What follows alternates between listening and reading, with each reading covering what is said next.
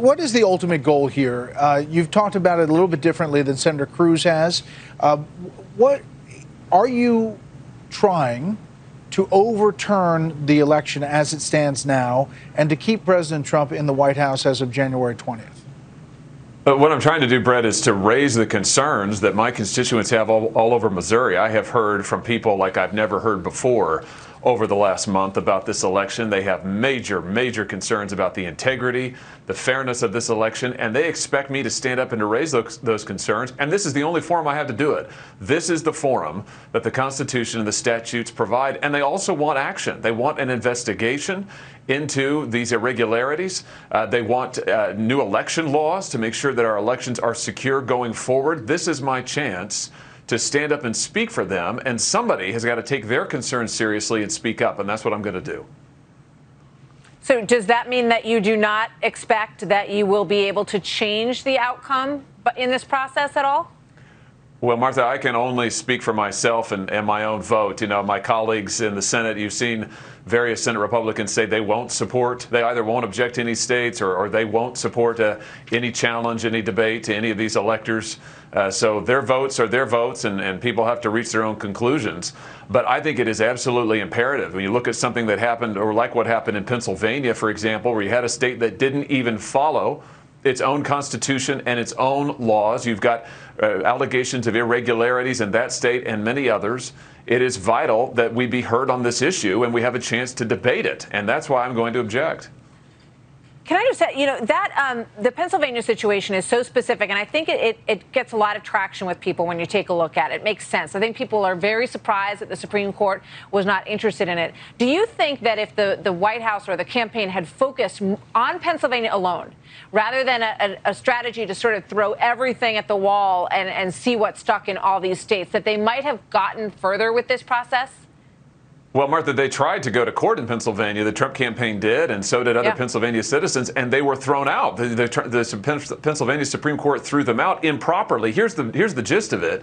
Pennsylvania politicians changed the law about mail-in balloting. The Pennsylvania Constitution doesn't allow universal mail-in balloting. They went ahead and changed it anyway. Then the Trump campaign tried to go to court to say, hold on, and the court threw them out without even hearing the substance. Senator, but so the Supreme Court didn't take up that case either. They did not take up the quick case, the Supreme Court. We've seen courts across the country deal not only with not the standing of different cases, but also the evidence, and some of them Trump judges. I just want to pin you down on what you're trying to do. You know, are you trying to say that as of January 20th, that President Trump will be president? Well, Brett, that depends on what happens on Wednesday. I mean, this is why we have the debate. No, it doesn't. I mean, the states states, by the Constitution, say they certify the election. They did certify it. By the Constitution, Congress doesn't have the right to overturn the certification, at least as most experts read it. Well, Congress is directed under the 12th Amendment to count the electoral votes. There's a statute that dates back to the 1800s, rather, 19th century, that says that there is a right to object, there's a right to be heard, and there's also a certification process. That's from 1876, Senator, and it's the Tilden-Hayes race, in which there were 3 states that did not certify their electors. So Congress was left to come up with this system, this commission, that eventually got to a negotiated grand bargain. But now all of the states have certified their elections as of December 14th. So it doesn't, by constitutional ways, open a door to Congress to overturn that, does it?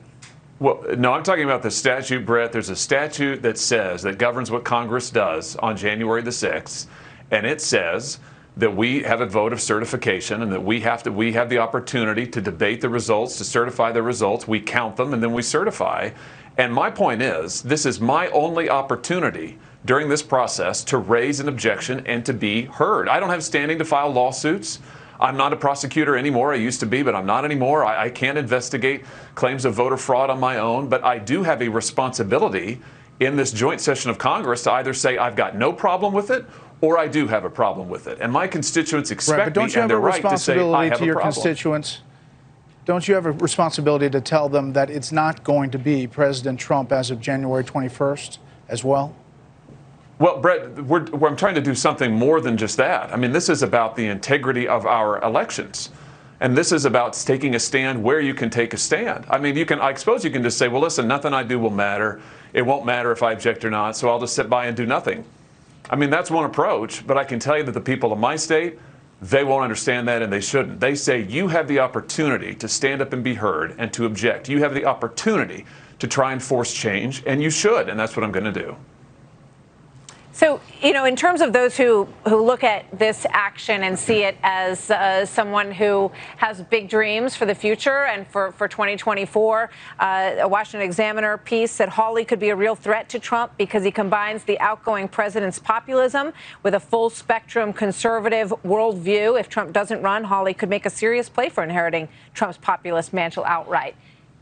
What do you say to that? I say that my job as the United States Senator from Missouri is to speak up for the concerns of Missourians. And that's exactly what I'm going to do on January 6th. And that is all the reason that I'm doing what I'm doing. Missourians expect me to say, hold on a second. We've got concerns, and this is my opportunity to do that. If I didn't do it, I wouldn't be doing my job.